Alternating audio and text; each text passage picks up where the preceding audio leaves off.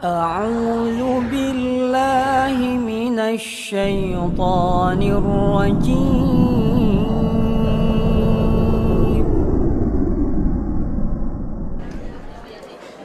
Bismillahirrahmanirrahim. Assalamualaikum warahmatullahi wabarakatuh.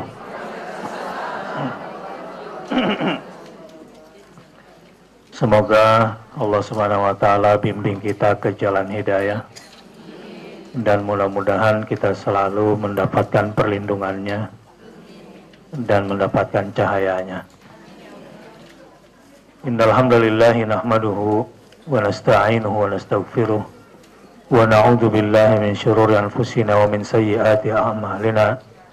May yahdihillahu fala mudilla lahu wa may yudlilhu fala hadiya lahu.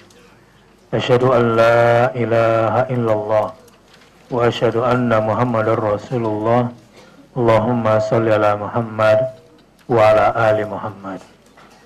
Subhanaka la ilma lana illa ma 'allamtana innaka antal alimul hakim. Subhanaka la ilma lana illa ma 'allamtana innaka antal alimul hakim. Subhanaka la ilma lana illa ma 'allamtana innaka antal alimul hakim. Rabbi zidni ilma.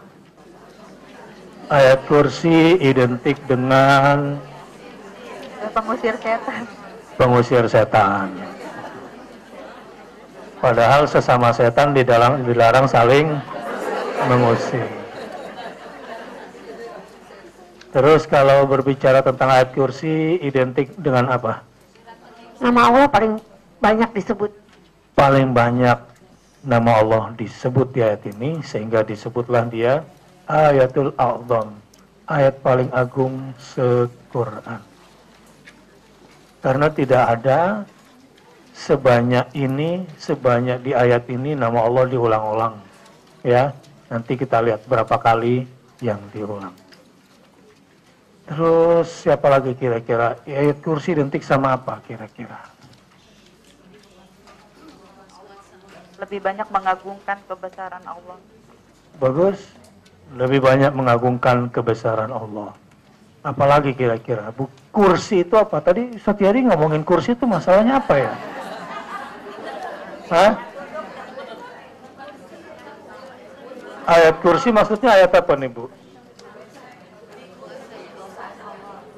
Nah, kata-kata kursi ini apa sih maksudnya? Kursi itu yang Ibu tahu selama ini apa kursi itu? Kuasa Allah. Kekuasaan Allah.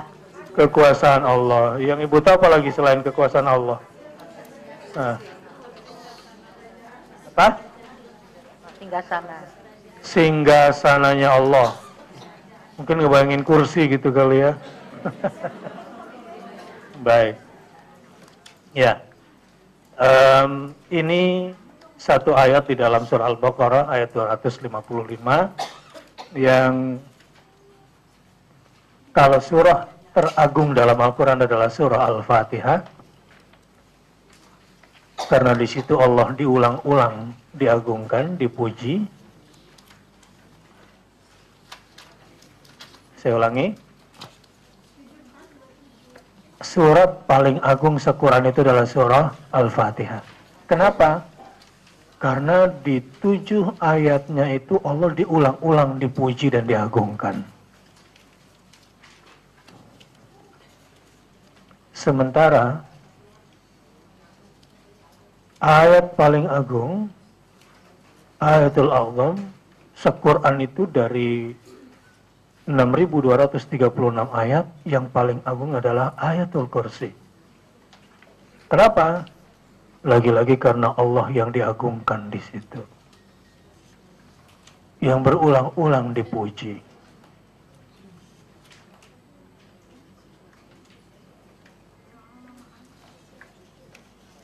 Karena ada apa sih sebetulnya yang mana diagungkannya itu? Kenapa ini disebut dengan Ayatul A'zam?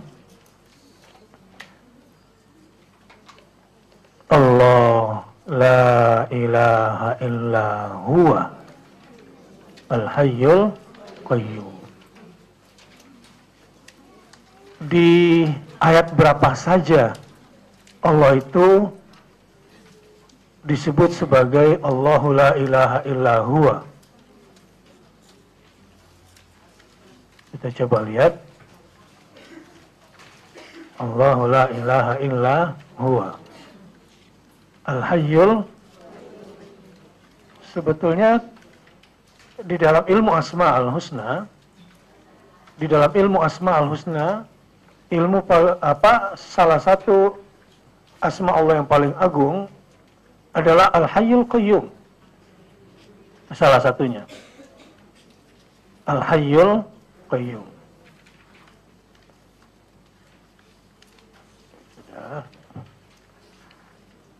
Sehingga ada perdebatan di kalangan ulama, kenapa Ayatul Kursi itu disebut Ayatul A'zam?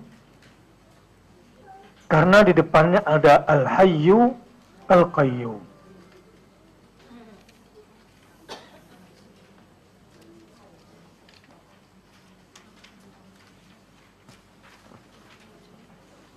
Misalnya ada juga di dalam surah Ali Imran ayat 2. Allahu la ilaha illa huwal hayyul qayyum. Ini Ali Imran ayat 2. Dari ayat ini disimpulkan bahwa kenapa Ayatul Kursi disebut ayat Allah yang agung, karena dimulai dengan bukan Al-Hayyul Qayyum, tetapi karena ada Allahu la ilaha illa huwa al-hayyul qayyum. Apa artinya al-hayyu? Yang maha hidup. Kalau al-muhyi, yang maha menghidupkan. Al-hayyu, yang maha hidup. Al-muhyi, yang maha menghidupkan. Al-Mumit, yang maha mematikan. Cuma Allah. Karena kemarin ada orang gantung diri nggak mati. Pas talinya putus, alhamdulillah untung nggak jadi. Gitu. Malah niatnya bunuh diri. Allahu la ilaha illa huwal hayyul qayyum. Ini ayatullahil a'zam. Karena di sini Allah yang kemudian dimurnikan dari berbagai macam bentuk kesamaan dan kesetaraan. Lah, tidak ada yang hak disembah selain Dia. Al-Hayyul Qayyum. Sekarang kita kembali ke ayatnya. Pastinya insya Allah sudah hafal semua ibu-ibu ya. Luar kepala.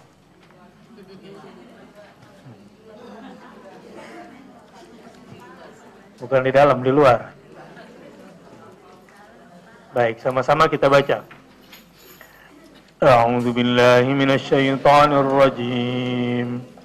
Bismillahirrahmanirrahim. Allahu la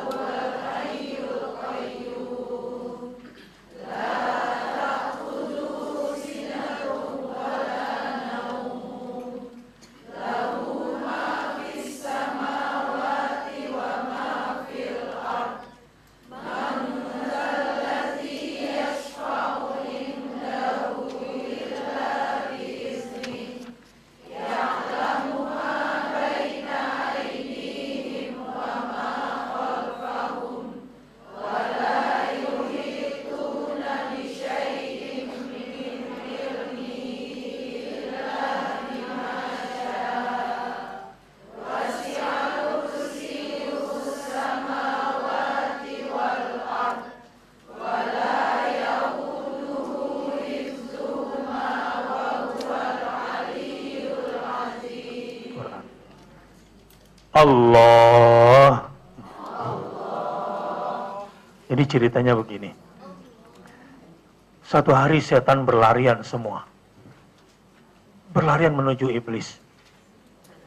Kepanasan, ketakutan. Iblis cari tahu, kenapa nih anak buah semua pada seperti ini.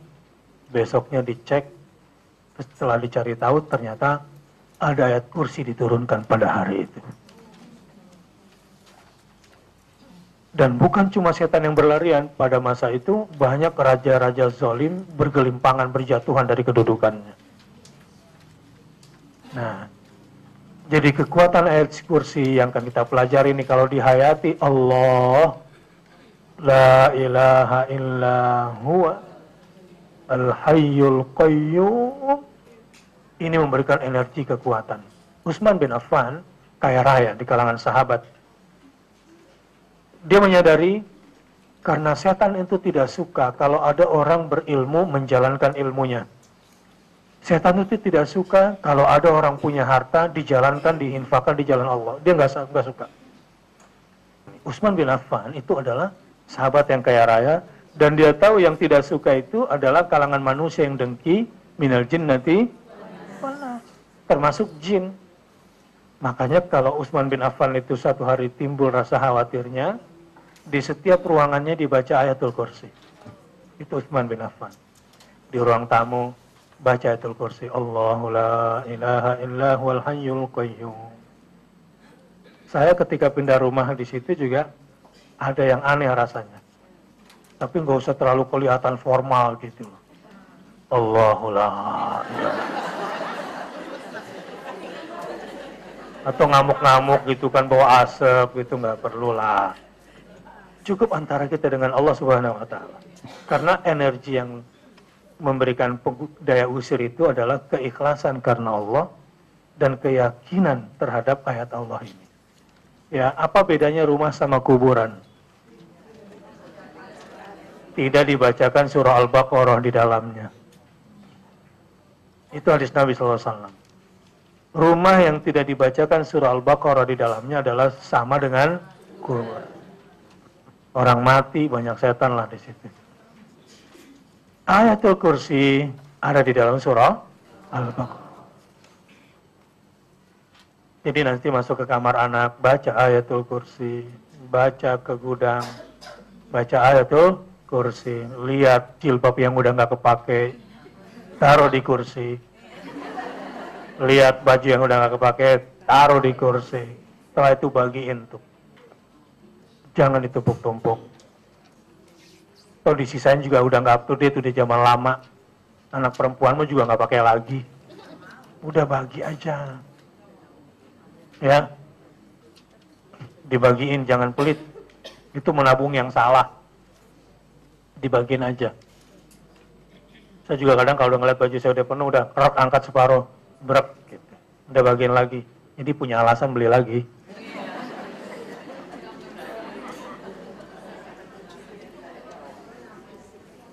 Daripada disimpan-simpan, ya, begitu. Selain itu, kalau merasa terganggu di rumahnya, nggak usah panggil tukang ruqyah. Kalau panggil tukang ruqyah, mungkin kabur, tapi tukang ruqyahnya pergi.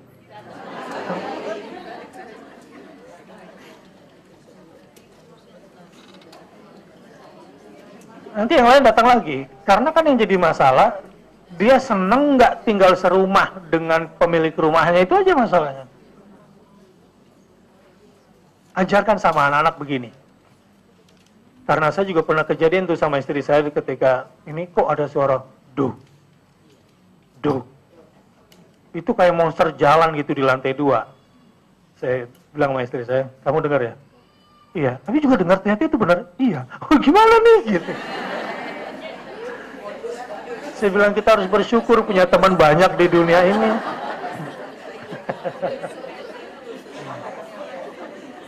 Jadi begini, yang namanya penunggu enggak ngerasuk.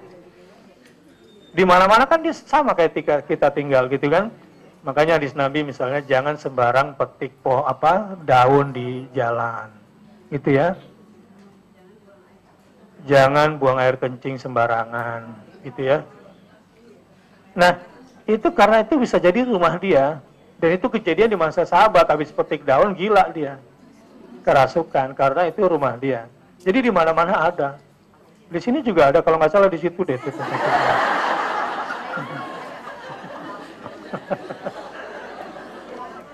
Hah? Nah, tapi kan masalahnya, itulah karena kenapa Rasulullah suka anjurkan salam, salam, salam. Masuk ke rumah, assalamualaikum. Saya aja masuk ke ruangan saya ini nggak ada orang. Ruangan gue kalau gue nggak ada kan berarti nggak ada orang. Saya masuk 2 kali tuh, 2 pintu. Assalamualaikum, masya Allah la quwata illa billah. Masya Allah la quwata illa billah. Setelah salam, assalamualaikum warahmatullahi wabarakatuh. Masya Allah la quwata. Nah, bilangin sama suami supaya nggak kena sihir, ya, nggak kena sihir cinta. Pelet itu kalau masuk kantor ruangannya, ya, baca salam. Bahkan sunnahnya itu kasur di rumah, spray di rumah, sebelum ditidurin tuh diusap dulu pakai tangan. Itu yang benar. Sapu lidi boleh gitu.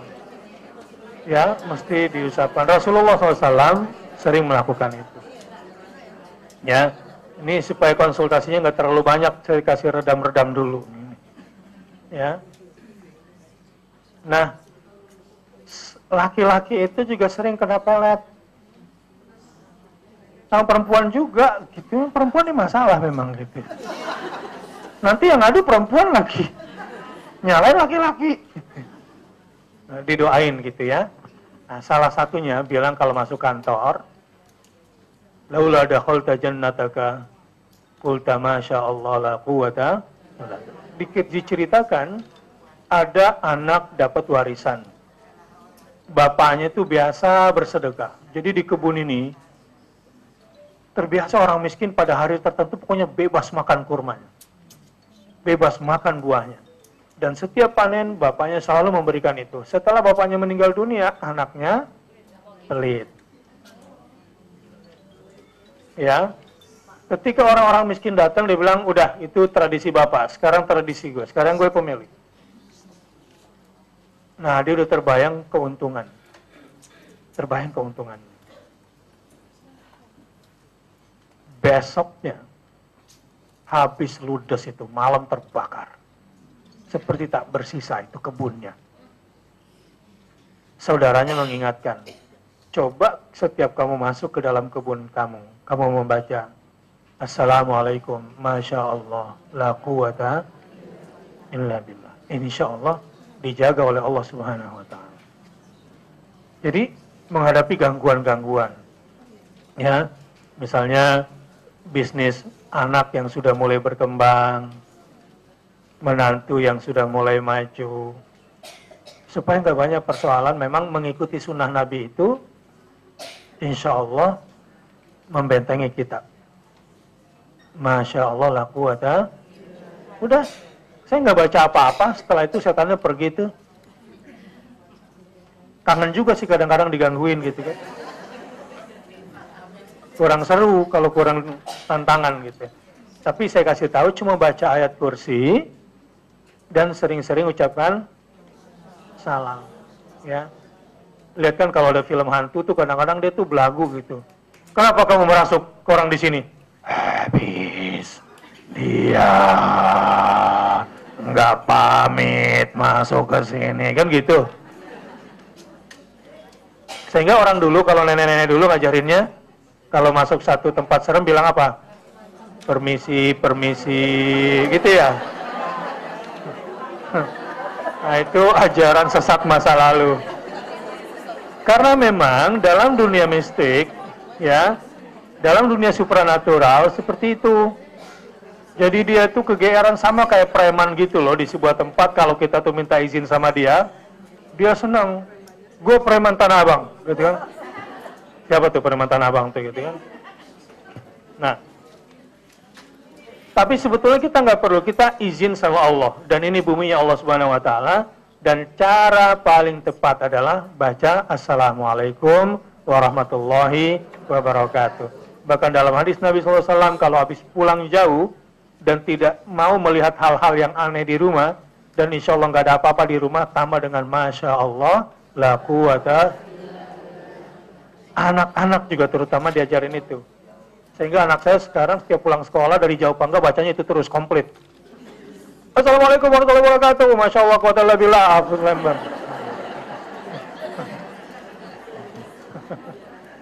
Ya nggak apa-apalah dulu. Yang penting sudah terbiasa. Dan insya Allah rumah ibu-ibu sekalian itu akan dilindungi oleh Allah Subhanahu wa Ta'ala. Begitu juga dengan membaca ayatul kursi. Ya, tapi jangan baca di WC. Ya, di ruang tamu, di dapur, di gudang, di lantai 2, di balkon. Kapan dibacanya Ustaz? Tiap hari? Ya nggak harus tiap hari. Ya namanya kita bersih-bersih. Ya, namanya bersih-bersih. Kadang-kadang memang ini apa ya? Kalau ahli supranatural juga kadang-kadang gini, karena ada kasus. Ya, orang pas buka mukenahnya kok ada kelelawar keluar. Nah, itu kadang-kadang juga kiriman. Ya kalau begitu bentuknya, makanya bagusnya kalau naruh mukenah itu dilipat. Ya. Tapi kalau basah, kan ibu-ibu habis wudu nih. Ini suka bau. Kalau digantung tetap boleh. Tapi ucapkan bismillah. Makanya doa sebelum pakai baju minimal bismillah. Ya, sebelum bercermin. Apa doa bercermin ibu-ibu? Enggak, saya enggak yakin berdoa deh kayaknya langsung. Bismillah doang, enggak cukup. Ibu-ibu kalau niatnya seksi, niatnya cakep, itu enggak perlu pakai susuk, udah datang sendiri jin seksinya itu. Nanti laki-laki mata bongsang yang ngelihat. Makanya doanya apa Bu? Lihat cermin. Allahumma lakasumtu wa bika salah ya.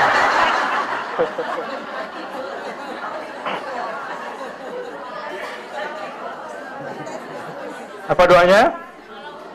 Allahumma ya jannibna syaitan wa jannibis syaitan fima razaqtana. Enggak baca ketahuan nih, enggak baca. Enggak baca ketahuan. Karena enggak paham yang saya bacain barusan. Enggak paham yang saya baca barusan. La haula wala quwata illa billah. La haula wala quwata illa billah. Itu kan banyak yang bengong kan nggak paham. Kenapa nih Ustaz ini, kenapa cuma yang ngerti aja yang ketawa? Yang saya bacakan tadi doa sebelum berhubungan suami istri. La haula wala quwata illa billah. Mau jadi apa anaknya? Ibu jangan sepelekan yang kayak begini. Oke. Jangan malu-malu, ikuti saya. Allahumma jannib. Aduh, jadi lupa saya tuh. Allahumma jannibna syaitan wa jannibis syaitan fima razaqtana. Yang sudah menopause ya sudahlah.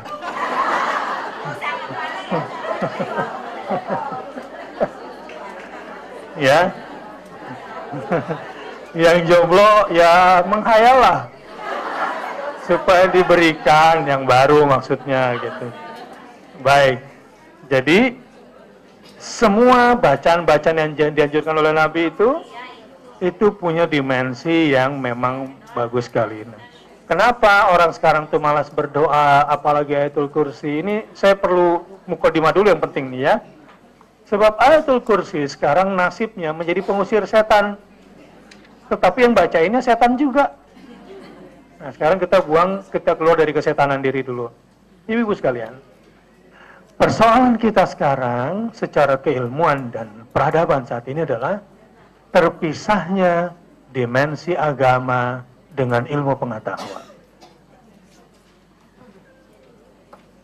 Sehingga kemudian ilmu pengetahuan kering dari nilai-nilai ruh, dan celakanya itu menimpa ilmuwan-ilmuwan muslim.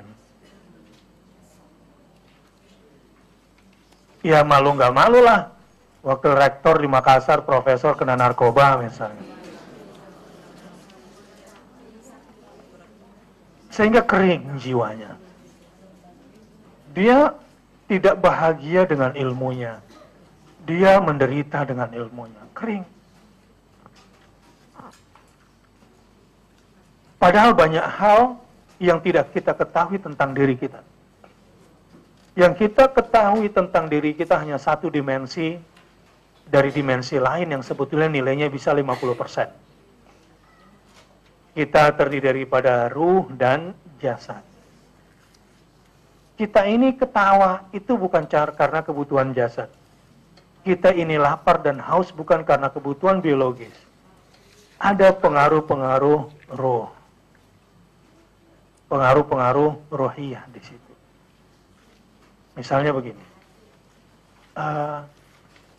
ciri-ciri orang beriman itu 3, misalnya ya.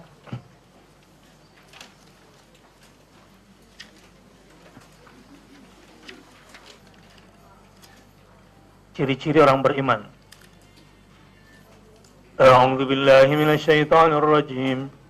Innamal mu'minuna alladzina idza dzukirallahu wajilat qulubuhum wa idza tuliyat 'alaihim ayatuhu zadatuhum imana wa 'ala rabbihim yatawakkalun. Sesungguhnya orang-orang yang beriman ialah 3 kriterianya. 1. Mereka yang bila disebut nama Allah gemetarlah hatinya. Ini sebelum baca ayat kursi nih, coba tes dulu aktif nggak hatinya. Lagi on nggak? Sebab kalau qalbu tidak on, apapun yang dibaca nggak masuk. Baru langkah kedua, ciri orang beriman itu wa idza tuliyat 'alaihim ayatuhu zadatuhum imana. Dan apabila dibacakan ayat-ayatnya, bertambahlah iman mereka. Kalau Quran dibacakan, bertambah pula iman mereka. Yang ketiga, wa 'ala rabbihim yatawakkalun. Wa 'ala rabbihim yatawakkalun. Dan sesudah hatinya bergetar ketika dibacakan ayat Al-Quran, dan dia bertambah tawakal kepada Tuhannya, Allah Subhanahu wa Ta'ala. Tawakal di sini begini contohnya. Ibnu Katsir mengatakan begini. Orang mukmin yang sesungguhnya itu kebahagiaannya bukanlah dengan uang yang atau harta yang di tangannya. Enggak. Kalau masih ada orang merasa pada zona aman, jadi comfort zone-nya itu ketika tabungannya masih banyak, hartanya masih ada, berasnya masih banyak, di kulkas masih penuh, lalu dia tenang, itu berarti belum beriman. Keimanan orang beriman adalah kalau dia sudah lebih percaya dengan yang di tangan Allah Subhanahu wa Ta'ala. Itu baru benar imannya. Dia merasa tenang, merasa bahagia kalau dia sudah hanya bersandar kepada Allah dan lebih percaya dengan yang di tangan Allah ketimbang yang di tangannya sendiri. Ini ciri orang beriman. Sehingga orang-orang beriman itu nggak takut melepaskan semua yang kelihatan di depan matanya di jalan Allah. Itu ciri orang beriman. Wa 'ala rabbihim yatawakkalun. Nah, kira-kira kita pada posisi yang mana nih? Kalau kita sedang jauh dari Allah, ibadahnya lagi nggak khusyuk, baca Qur'annya lagi males, gitu ya, sedekahnya pelit, padahal badan lagi sehat, pengennya kaya mulu, kekurangan harta, takut miskin, takut lapar. Nah, ini berarti bermasalah nih. Bermasalah. Dan orang beriman itu baru bisa dikatakan beriman kalau lebih percaya kepada yang di tangan Allah ketimbang yang di tangan sendiri. Lebih percaya untuk bersandar kepada Allah ketimbang kepada siapapun di dunia ini. Itu 'ala rabbihim yatawakkalun. Insyaallah ibu-ibu nggak bersedih nih. Dan nanti ketika mengamalkan ayat kursi kalau sudah begini hatinya, itu mantap itu. Itu setan, belum dibacain baru gitu. Ampun maksudnya gitu. Karena dari energi keikhlasan orang-orang yang ikhlas itu memang sudah jadi solusi. Ada nggak orang belum sampai dokter udah sembuh? Ya, belum sampai dokter karena sugestinya, karena dokternya baik, ya, karena rumah sakitnya sudah memberikan semacam sugesti, rumah sakitnya bersih, alatnya bagus, pelayanannya bagus, jaminannya bagus. Jadi belum berangkat aja rasanya sudah sembuh. Dulu waktu saya belum paham, masih kecil, baru kena stetoskop udah sembuh. Baru kena stetoskop gitu. Karena saya tidak tahu kalau itu cuma baru diagnosa kan. Nah, tetapi ayat-ayat Allah bukan sugesti. Itu memang kebutuhan rohiyah manusia. Dan ada dimensi-dimensi di luar fisik yang memang sangat kuat pengaruhnya. Ya, kelihatannya nih laki-laki kayak orang sehat. Tapi kenapa nggak demen sama bininya ya? Itu kalau lagi rapat, bahkan anggota dewan, bahkan utusan PBB. Ini di sebuah negeri anta berantah. Yang saya lihat di alam mimpi sana. Tapi agak benar mimpinya gitu. Utusan Indonesia untuk PBB. Ini kena sirap. Gitu. Sehingga ditinggalkan anaknya, ditinggalkan istrinya, ditinggalkan cucunya semua. Cucunya pun ditinggal. Tapi kayak orang benar gitu. Seperti nggak ada apa-apa. Dilihat dari sisi fisik. Banyak orang kelihatan fisiknya sehat. Tapi hatinya, kenapa? Karena nggak tawakal kepada Allah. Dia lebih merasa nyaman dengan dunianya, dan tidak merasa nyaman bersandar kepada, oh ini sakit berbahaya, itu berbahaya kan. Dan diantara yang berbahaya adalah, ketika nama Allah disebut, hatinya tidak merasakan cinta, tidak merasakan takut, tidak merasakan harap, tidak ada pasrah. Ini bahaya. Itu jiwa yang mati, bangkai berjalan, penduduk kuburan berkeliaran. Setan senang sama orang seperti itu. Oke, ini prakondisi. Sekarang kita masuk ke ayat kursi. Sebab persoalan mendasar kita di ayatul kursi ini adalah setan mengusir setan. Nggak bisa. Yang ada, setan dari kalangan jin lebih bagus tajwidnya daripada setan manusia ini. Setan manusia masih Allahu la ilaha Allah. Tajwidnya belum bagus. Makanya sering saya ceritakan di pengajian, teman saya, istrinya kerasukan setan, ketika dibacain ayat kursi, setannya koreksi tajwid teman saya. Wallah ini benar. Yang kedua, dia baca ayat kursi, tetapi bukan ke Allah getaran hatinya, takut sama setan. Allahu la ilaha illa huwa al-hayyul qayyum. La ta'khudhuhu sinatun wa la nawm. Lahu ma fis samawati wa ma fil ardh. Man dzal ladzi yashfa'u 'indahu illa bi'idznihi. Nah, ini berarti masih error nih. Hari ini kita perbaiki semua. Ya, makanya saya perlu preconditioning dulu. Dan mungkin saya juga nggak terlalu banyak baca tafsir. Ini kepada kondisi kejiwaannya dulu, psikisnya dulu.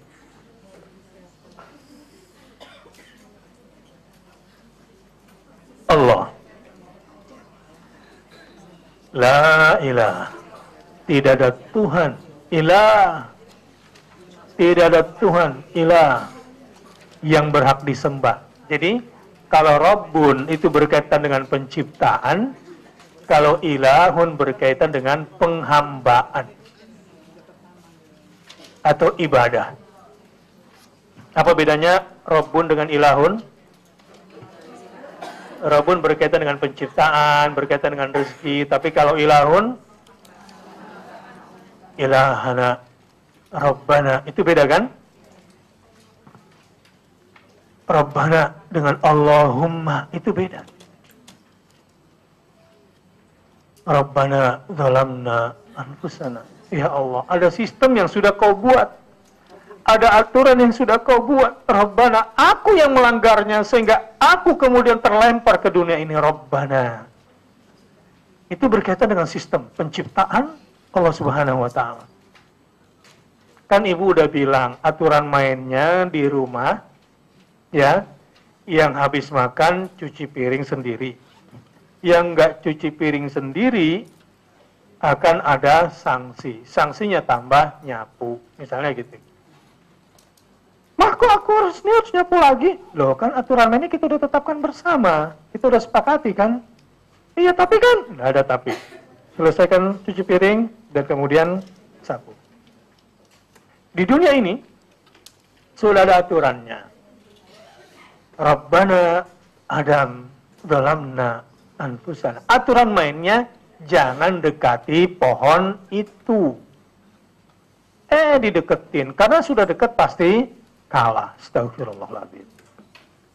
Ya, Adam akhirnya tidak salahkan setan. Adam tidak bilang, Tuhan, kan saya nggak salah. Setan yang goda saya. Nggak usah debat, karena Adam juga tahu memang setan tercipta untuk menggoda. Rabbana dalam ada sistem. Tetapi kalau Allahumma, ini berkaitan dengan penghambaan. Al-khudu wal-inqiyad wat-tadallul. Jadi kalau kita berbicara Allahumma, ini artinya tunduk, patuh, menghinakan diri, merasa lemah di hadapan Allah. Jadi kalau kita bilang Allahumma, ini ada ketergantungan yang sangat hati kita dengan Allah. Ada harapan yang begitu tinggi yang hanya bisa dipenuhi oleh Allah Subhanahu wa ta'ala. Ar-raja. Ada cinta yang kita ekspresikan ketika kita bilang Allahumma.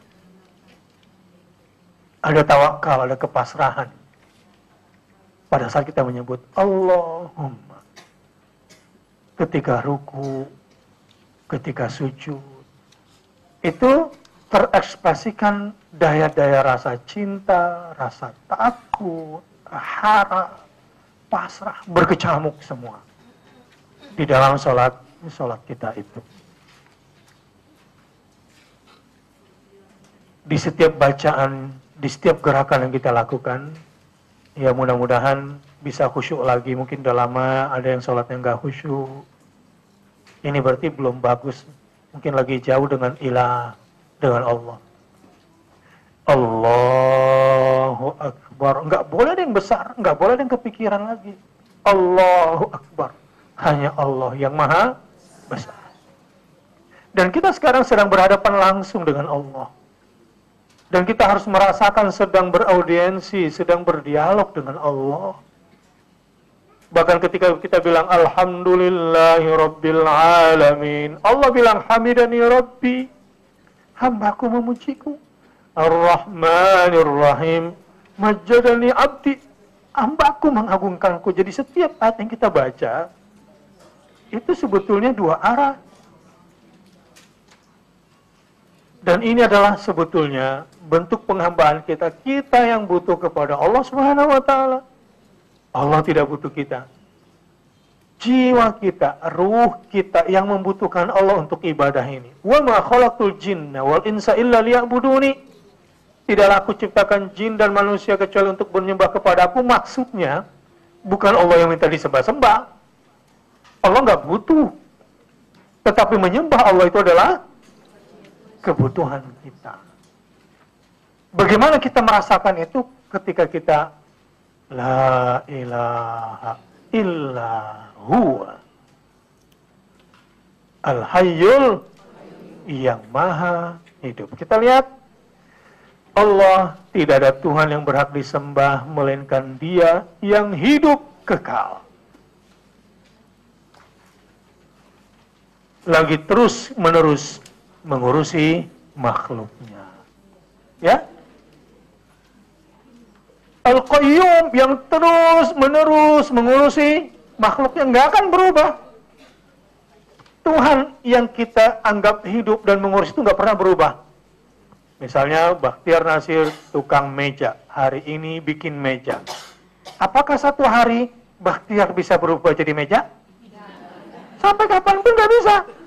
Apakah satu hari si meja jadi Bakhtiar? Never. Konsep ketuhanan kita itu konsisten. Nggak bisa Tuhan anak jadi Tuhan Bapak, Tuhan Bapak jadi Tuhan anak. Sampai kapanpun saya bilang sama anak saya, Cal, sampai nanti kamu berewokan, kamu peot, Cal, sama anak saya, bisa nggak Ical jadi bapaknya Abi? Ya enggak lah. Ya anak tetaplah, bapak tetaplah. Mana mungkin pada saat yang sama bapak jadi anak? Anak jadi bapak. Konsep ini dalam sebetulnya. Allahu la ilaha illa huwa al-hayyu. Allah itu azali, hidupnya azali, artinya azali itu dari belakang sampai ke sekarang itu sudah kekal, itu azali. Allah juga abadi, dari sekarang sampai ke depan juga abadi. Jadi konsep al-hayyu itu azali dan hidup dari awal, nggak ada permulaannya. Masa Tuhan dimulainya tanggal 25 Desember disembahnya? Gila aja lagi. Kemarin-kemarin kemana nih Tuhan? Ada lagi yang menarik. Sebelum tuh Tuhan dibeli, masih di toko patung, wah itu ada yang nungging, ada yang patah lehernya, ada yang jumpalitan, ada yang ditindis-tindis, kesian deh Tuhan di situ. Nanti setelah Tuhan dipilih, siapa yang berhak jadi Tuhan gue? Dipilih. Nah yang ini berapa nih? Tuhan yang ini berapa nih? Gitu. Ya? Ah nggak seru. Hidungnya gompal. Gue nggak mau Tuhan yang hidungnya gompal. Gitu. Gue mau Tuhan yang agak... Yang namanya buatan manusia. Nggak ada yang sempurna kan? Nanti setelah Tuhan dibeli, lalu ditaruh di pojokan ruangan, dikasih bunga, ya, dikasih apa gitu, baru kayaknya Tuhan bernyawa. Jadi sebetulnya siapa sih yang jadi Tuhan di sini? Ini konsep kehidupan. Saya nggak bisa tinggi-tinggi, kalau filsafat takutnya nggak nyambung. Ini kita bisa baca secara agak-agak kita keseharian aja. Konsep al-hayyu. Kapan Tuhan mulai ada? Itu bukan berarti kapan kamu mulai sadar. Keberadaan Tuhan sebelum kamu ada, al-hayyu. Sekarang saya baru menemukan Tuhan. Yang sebetulnya siapa? Lu yang baru nemu atau Tuhan yang hilang selama ini? Nanti kalau kita bicara lebih tinggi lagi secara filsafat, tapi cukuplah sebetulnya al-hayyu. Nah, saya perlu kasih gambaran gini supaya pemaham, oh itu yang dimaksud dengan al-hayyu.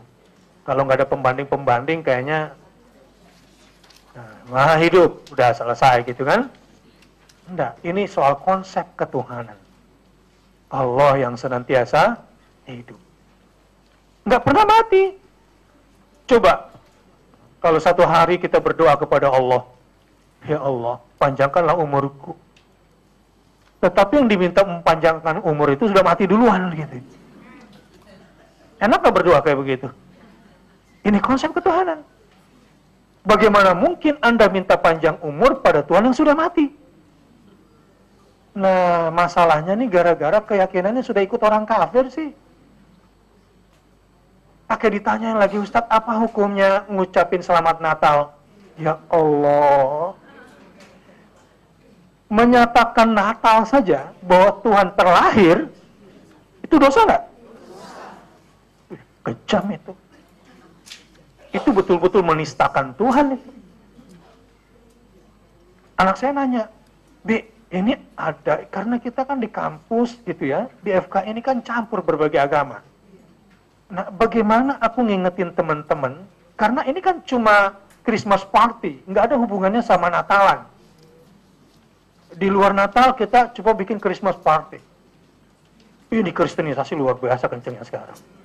Saya dapat WhatsApp sekarang, ada ibu-ibu di terminal, tiba-tiba ditarik begitu saja misionaris. Diajarin doa kepada Yesus. Sampai kemudian anaknya marah, suaminya marah, sama orang ini udah tahu berjilbab. Udah begitu, yuk kita doa sama-sama.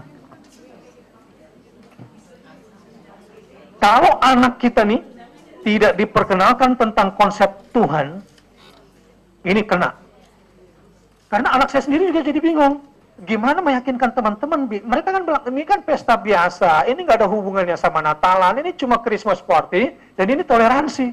Coba lihat. Ya saya yakin di antara kita banyak yang kena juga dengan ungkapan itu. Kan ini toleransi, ini negara majemuk. Anda mengatakan Natal yang artinya kelahiran Tuhan, ini sudah mengotori Allah. Sementara mulutnya subhanallah. Jelas ya? Memang kalau membicarakan ayat kursi ini nggak akan selesai. Minimal 17 kali pertemuan. Untuk mematangkan tauhid ini. Ini kita Al-Hayyu. Nggak boleh. Kata Natal itu sendiri Tuhan dilahirkan. Tuhan telah mati. Karena Tuhan mati untuk apa? Menebus dosa. Wow. Jadi orang-orang yang berdosa karena Sang Yesus rela mati untuk menghapuskan semua dosa. Jadi yang berdosa-dosa ini cukup diselesaikan sama kematian dia. Ada garansi. Al-Quran jelas. Allah taziru waziratun wizra ukhra. Seseorang tidak bisa menanggung dosa. Ini kalau manusia nggak mengenal konsep ketuhanan dan konsep dirinya. Kenapa harus dibaptis? Karena dianggap membawa dosa turunan dari Adam. Tidak ada konsep itu di dalam agama. Ketika mereka gagal memahami konsep dirinya, sehingga harus dibaptis, itu berarti dia gagal mengenal antropologi dirinya sendiri. Ini sudah diampunkan dosa Adam sebelum turun ke dunia. Jadi nggak perlu ada baptis, sehingga orang Islam terlahir dari orang Muslim nggak perlu disyahadatkan. Tidak perlu. Ustadz, saya belum syahadat, apakah saya sudah Islam? Manusia itu fitrahnya terlahir sebagai Muslim. Semua. Nanti setelah dikafirkan oleh yang bapaknya Nasrani, dikafirkan oleh ibunya yang Majusi dan Yahudi, jadilah dia Yahudi, Nasrani dan Majusi. Baru dia syahadat lagi kalau udah pernah ke situ.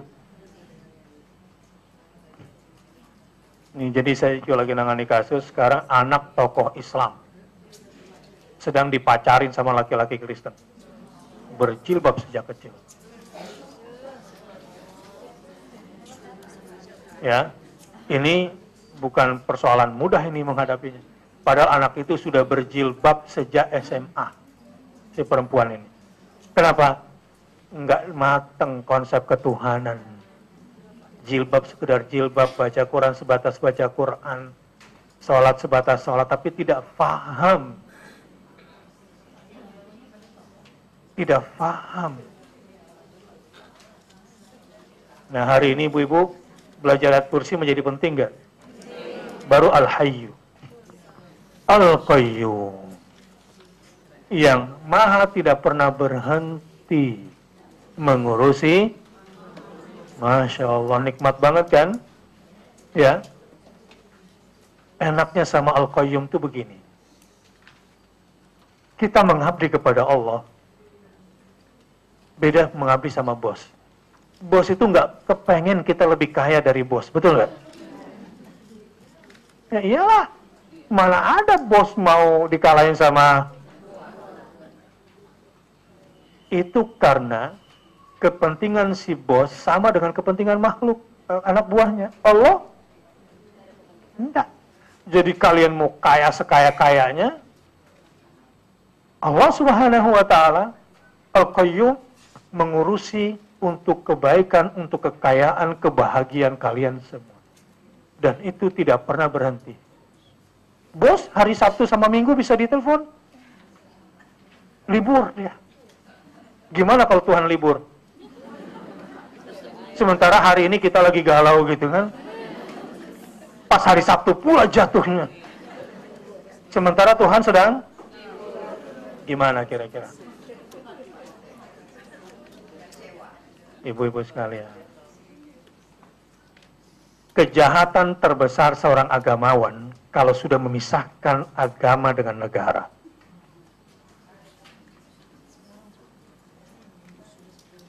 Dan kebodohan terbesar sebuah negara adalah kalau rakyatnya sudah memisahkan dengan agama. Ini yang terjadi sekarang. Dan kalau itu yang terjadi, lihat apa yang terjadi di Eropa, di Amerika. Orang-orang yang mau tobat, pengakuan kepada Bapak, bayar nggak? Bayar. Saya melihat situasi ini, akhirnya saya harus mewakafkan lagi waktu. Setiap habis kajian saya harus duduk 1 jam atau 2 jam. Kemarin bablas di Pondok Indah sampai asar, setelah itu langsung seminar. Sedekah waktu dah, barangkali bisa konsultasi, dan setelah ini insya Allah masih bisa. Kalau di Eropa, datang itu, bayar itu. Dan untuk menebus dosa, bayar lagi. Ini kejahatan terbesar. Ketika manusia sudah kemudian melihat betapa keringnya dunia materi, mereka cari spiritualitasnya, kemana? Harus pengakuan. Saya pernah di Masjidil Haram, kemudian pulang habis tawaf, jam 12 malam, tiba-tiba pintu kamar saya digedor, jam 2 malam. Apa nih saya kaget gitu kan, ambil baju, Assalamualaikum Ustaz, Assalamualaikum Ustaz, Assalamualaikum. Kenapa? Tiba-tiba saya didorong ke dalam, saya didudukin ke ranjang saya, dan dia sujud di kaki saya. Laki-laki ini, kenapa ini?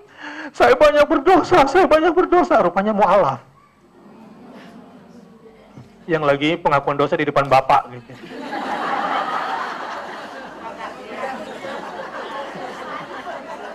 Wallah, itu kejadian.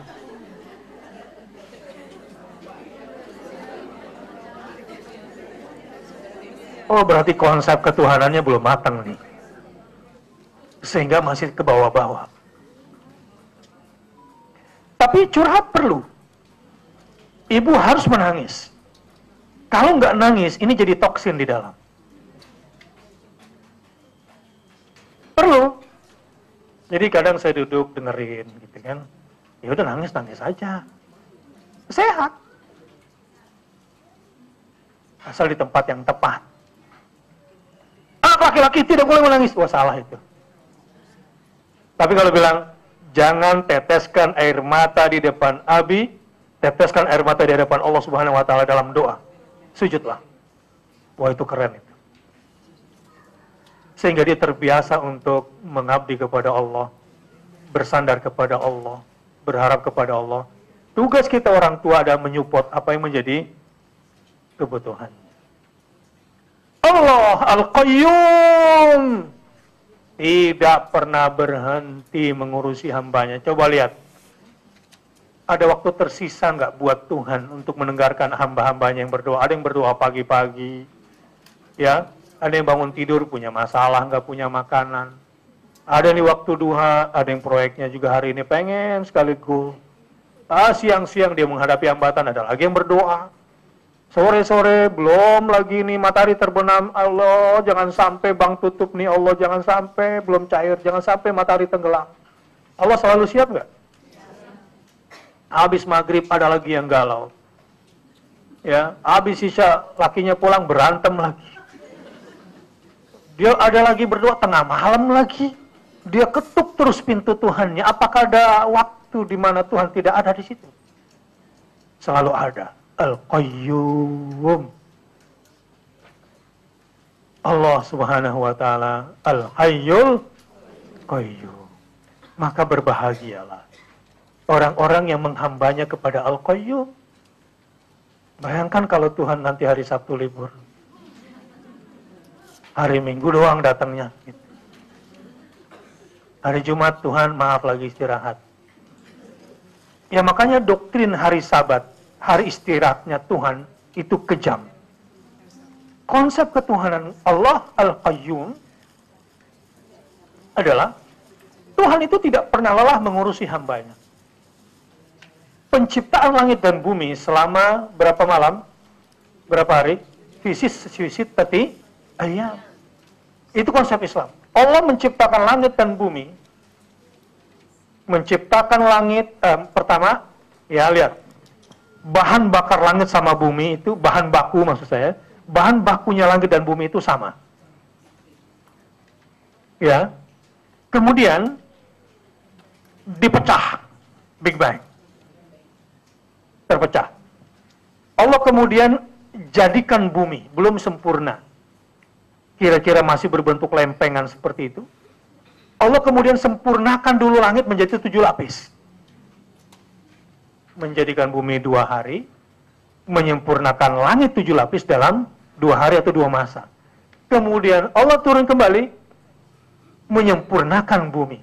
Sehingga ada gunung, ada lembah, ada laut, ada taman, ada hutan, ada pohon, ada atmosfer dengan semua lapisan. Jadi berapa? 2 sama dengan 6 hari. Sampai di situ oleh Kristen, terutama Advent ditambahin. Tuhan menciptakan 7 hari langit dan bumi ini karena pada hari ke-7 Tuhan istirahat. Ya, Sabat itu. Ini keji. Setelah Tuhan lelah menciptakan langit dan bumi, Tuhan beristirahat di hari ini, mengotori Allah. Subhanallah ya amma yasifun. Maha suci Allah terhadap apa yang mereka sifatkan kepada Allah. Masa Allah punya sifat capek sehingga perlu istirahat pada hari ke-7 dan itu jadi ibadah mereka hari Sabat? Ini kejam nggak? Ya kalau nggak ngerti Al-Qayyum ya rasanya biasa-biasa aja. Oh nanti setelah mengerti Allah itu Al-Qayyum baru ternyata Allah itu Al-Qayyum. Bagaimana seandainya Tuhan istirahat? Pernah terjadi dialog Allah dengan Musa. Allah, kenapa engkau menunjukkan kehebatanmu sebagai Al-Qayyum yang tidak pernah lelah mengurusi hambanya? Malaikat serahkan 2 bejana botol besar kepada Musa. Kiri dan kanan pegang. Aturan mainnya, ya, jangan ngantuk. La ta'khudhuhu sinatun wala naum. La ta'khudhuhu sinatun, tidak diserang ngantuk. Ketika Musa disuruh pegang 2 botol balon itu, 2 botol kaca, ngantuk. Dor, pecah. Bagaimana kalau planet-planet? Bagaimana kalau galaksi? Allah kemudian ketiduran. Atau Allah ngantuk. La ta'khudhuhu. Siapa the greatest di dunia ini, orang paling kuat yang bisa melawan ngantuk? Siapa? Bohong kalau udah, saya nggak bisa tidur 1 bulan ini, bohong. Mana mungkin? Coba ibu rasain, nggak memejamkan mata, nggak bener-bener nggak tidur 3 hari, bisa? Gimana rasanya badan ini? Gamang badan ini. Allah menunjukkan la ta'khudhuhu sinatun wala. Apa artinya? Tidak mengantuk dan tidak tidur.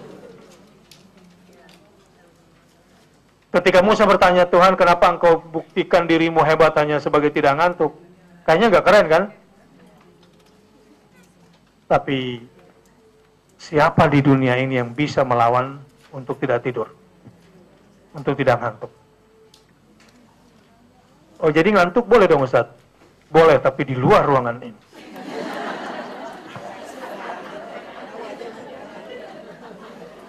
Kepentingannya bukan buat saya. Dari rumah kan dandan cakep-cakep. Ya, datang ke sini memperburuk wajahnya sendiri. Orang paling jelek itu buat saya ngantuk gitu di depan. Secakep apapun dia, bayangkan ada model seksi, cantik gitu, kayak gini. Enak gak dilihatnya Bu? jelek deh pokoknya. Makanya jangan permalukan dirimu di ruangan ini. Hati-hati di hadapan saya catat betul.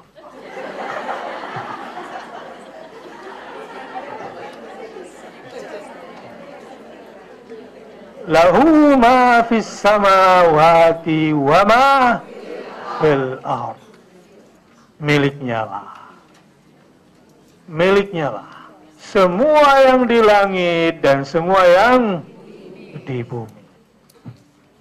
Apa yang kita butuhkan di langit untuk diturunkan hujan, apa yang kita butuhkan dari bumi, semuanya milik Allah,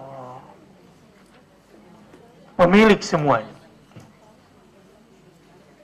Betapa beruntungnya orang yang meminta kepada Allah karena dialah yang maha memiliki, dan betapa sengsaranya meminta kepada yang tidak memiliki. Itu adalah Ibrahim ibn Adham ketika berada di depan Ka'bah. Khalifah pada saat itu menawarkan dirinya karena sudah lama mendengar kesalehan pemuda ini. Hari ini ketemu dengan Ibrahim, pemuda saleh. Setelah berjabat tangan, kan biasa kan, yang namanya orang sopan, apa yang bisa membantu saya, kan gitu. Atau balik ya, atau kelihatan matre di situ kan. Ya kebanyakan orang sekarang cara berpikirnya kayak begitu kan. Datang apa kira-kira keuntungan yang buat saya, begitu kan. Berlawanan dengan kata-katanya. Apa yang bisa saya bantu bu? Bohong, ini pasti mau jualan nih. Ya itulah adab kira-kira. Tapi kalau dari hati yang sesungguhnya keluar, apa yang bisa saya bantu, kita harus redam kepentingan kita dulu. Tapi kalau orang sekarang enggak kan? Selamat siang bu, apa yang bisa saya bantu? Enggak, terima kasih. Apa yang bisa saya bantu? Terima kasih. Apa yang bisa saya bantu? Ini gratis kok, gitu kalau perlu. Mulai dari situ. Oh ini memang punya kepentingan. Allah Subhanahu wa taala lahu ma fis samawat wa ma, miliknya semua yang di seluruh lapisan bumi. Ibrahim bin Adham bertemu dengan khalifah. Khalifah tulus. Karena dia tahu pemuda ini saleh, berguna buat negerinya, dan dia butuh dukungan, dan dia punya aset, dan dia punya kekuasaan. Khalifah menawarkan diri dengan tulus. Ibrahim, mumpung kita ketemu, saya tidak punya banyak waktu. Saya cuma dengar nama kamu. Apa yang bisa saya bantu? Refleks di depan Ka'bah dia bilang, maaf Tuhan, malu saya meminta kepada Tuhan sementara saya berada di depan rumahnya Allah Subhanahu wa taala. Lihat tuh pengemis-pengemis di depan masjid. Lihat pengemis-pengemis di dalam masjid. Lihat pengemis-pengemis di depan Ka'bah. 1 rial, 1 rial, 1 rial. Lihat tuh joki-joki Hajar Aswad orang Indonesia. Itu kalau sudah kehilangan akidah. Lihat para pengemis jabatan, lihat para koruptor. Lihat orang yang jiwa mental pengemis di dunia ini hina semua. Ketemu orang kaya, bawaannya pengen minta. Ketemu pejabat, pengennya minta. Dihinakan oleh Allah Subhanahu wa taala. Harusnya kita yang sudah ngaji ini ke rumah orang kaya bawa 1 rantang rendang. Ke rumah orang miskin bawa 3 rantang rendangnya sama gulai. Itu jiwa orang yang lahu ma fis samawati. Itu baru mental kaya. Tapi kalau mental orang miskin, anaknya baru saja lulus fakultas ekonomi. Hari ini langsung cari nomor telepon teman lamanya dulu, yang pernah baik dan pernah suka lagi sama dia. Ya sekarang jadi pejabat gitu. Majulah jurus-jurus masa lalunya. Demi la ilaha illallah. Na'udzubillah. Malu saya Tuhan. Kenapa saya harus meminta kepada Tuhan sementara saya di depan rumahnya? Mohon maaf Tuhan. Tersinggunglah khalifah. Oke, kita nanti setelah sholat gitu, setelah keluar dari masjid ini, ditungguin betul tuh Ibrahim bin Adham. Ibrahim, sekarang kita sudah di luar rumahnya Allah. Apa yang bisa bantu buat kamu? Beri waktu untuk berpikir sejenak Tuhan. Dia tahu begitu. Tentu yang saya bisa berikan bukan akhirat, dunia. Gitu. Ya karena saya bukan Tuhan. Raja ini sopan. Setelah dia berpikir, terima kasih atas semua budi baik Tuhan. Paduka, dalam doa saya kepada pemilik langit dan bumi ini, aku malu meminta dunia. Lalu kenapa saya harus minta dunia kepada Tuhan yang tidak memiliki dunia, apalagi akhirat? Bahkan kepada sang pemilik langit, 7 lapis langit dan bumi, aku malu meminta dunia. Kenapa aku harus meminta kepada Tuhan yang tidak memiliki dunia? Mohon maaf Tuhan. Terima kasih. Assalamualaikum. Ini tentu tidak dipakai kemana-mana secara kasar, tetapi secara akidah. Orang-orang yang meyakini lahu ma fis samawati wa ma fil ardh, itu disukai Allah, dicintai manusia. Dicintai Allah dan dicintai manusia. Tapi orang yang kemaruk kepada dunia, berharap dunia kepada yang tidak memiliki dunia, hina di mata manusia, dibenci juga oleh Allah Subhanahu wa Ta'ala. Ada setitik saja keinginan kita mengemis kepada makhluk, saat itu Allah langsung miskinkan kita. Sedikit saja rasa mengemis kepada makhluk, Allah langsung miskinkan kita. Lahu ma fis samawati wa ma. Ya, selebihnya kita lanjutin minggu depan ya. Subhanakallahumma wa bihamdika asyhadu an la ilaha illa anta astaghfiruka wa atubu ilaik. Wassalamualaikum warahmatullahi wabarakatuh.